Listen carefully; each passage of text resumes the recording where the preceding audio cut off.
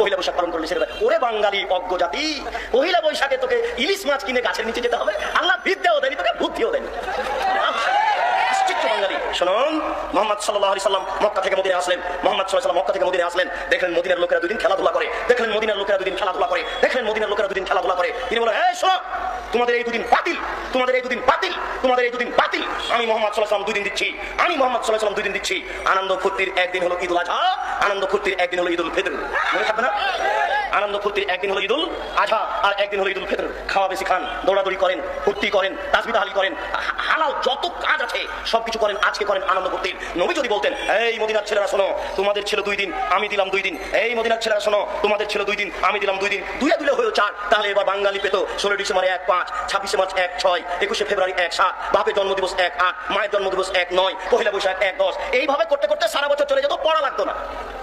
সব দিন যখন ছুটিতে চলে যেত তখন আর